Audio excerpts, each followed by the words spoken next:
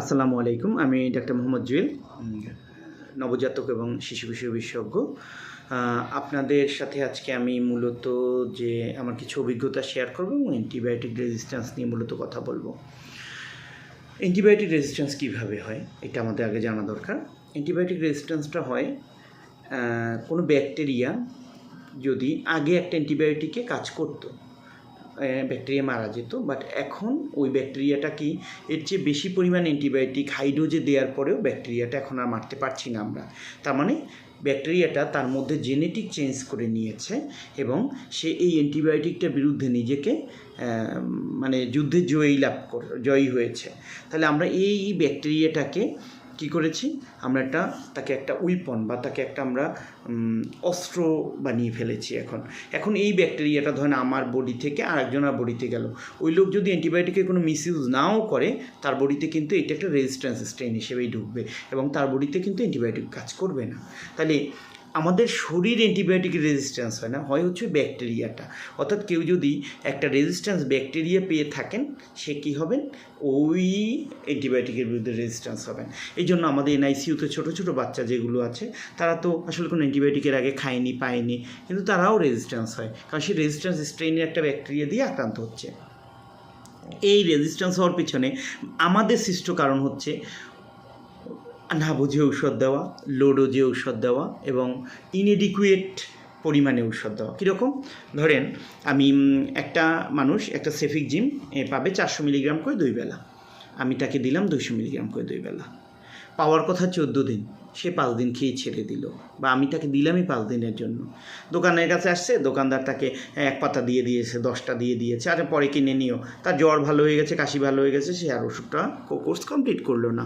তাহলে এই যে ইনকমপ্লিট তৈরি করা, তাহলে ওই ব্যাকটেরিয়াগুলো কী হবে, কিছু ব্যাকটেরিয়া পুরোপুরি মারা যাবে, কিছু ব্যাকটেরিয়া অর্ধমৃত অবস্থায় থাকবে, এবং কিছু ব্যাকটেরিয়া করবে কি, এই অ্যান্টিবায়োটিকটা পেয়েছে কিন্তু ফুল ডোজে না পাওয়ায় সে আবার নিজেকে রিকভারি করে নেবে।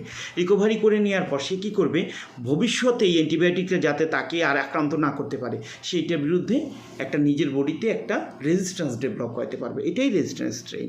এভাবে করে একটা ব্যাকটেরিয়া একটা অ্যান্টিবায়োটিকের বিরুদ্ধে নিজেকে অ্যাডাপ্টেশন বা খাপ খাইয়ে নিতে পারে। এটাই হচ্ছে আমাদের অ্যান্টিবায়োটিক রেজিস্ট্যান্স।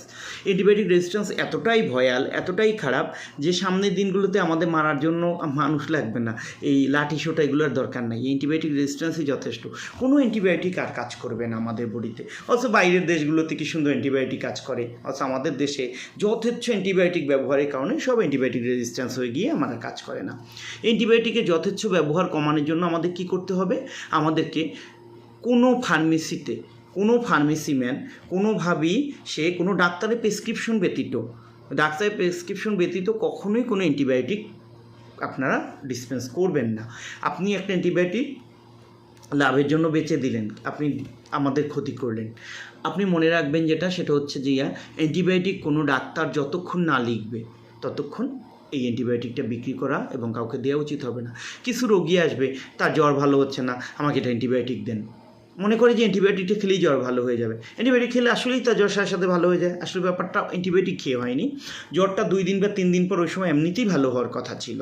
সো আমরা 2-3 দিন অপেক্ষা করে এই যে কোনো কারণ ছাড়াই অ্যান্টিবায়োটিকটা খেয়ে ফেললাম, এটা আমার কোনো উপকার হলো না। আবার সে 2টা বা 3টে অ্যান্টিবায়োটিক খেয়েই আবার কী করবে, খাওয়া বন্ধ করে দিবে। এই অ্যান্টিবায়োটিকটা তাহলে ইনকমপ্লিট ডোজ হলো।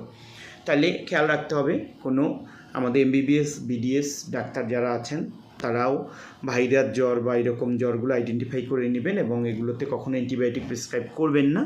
আর আমাদের যারা ফার্মেসিতে আছেন তারাও বিক্রি করবেন না, কোনো ডাক্তার প্রেসক্রিপশন ছাড়া নিজ দায়িত্বে অ্যান্টিবায়োটিক কাউকে দিবেন না। আর যারা এছাড়া তো এখন অনেকেই নামের সামনে ডাক্তার পদবি লাগানোর চেষ্টা করছে, তারা মূলত অ্যান্টিবায়োটিক সম্বন্ধে তাদের আসলে তেমন কোনো নলেজই নেই। এদেরকে জাস্ট জানানো হয়েছে কয়েকটা অ্যান্টিবায়োটিক আমাদের আছে, আমাদের স্বাস্থ্যকেন্দ্রে থাকে, এগুলো আমরা রোগীদের ইউজুয়ালি বিভিন্ন কারণে দিই, এগুলো তাদের একটু শিখিয়ে দেওয়া হয়েছে। তাই বলে তারা একটা অ্যান্টিবায়োটিক লিখে দেবে, তারা লিনজোলির অ্যান্টিবায়োটিক লিখে দেবে, সেফিকজিম অ্যান্টিবায়োটিক লিখে দেবে, তারা ইনজেক্টেবল অ্যান্টিবায়োটিক প্রেসক্রাইব করবে, এটা তাদের এখতিয়ারভুক্ত না। এবং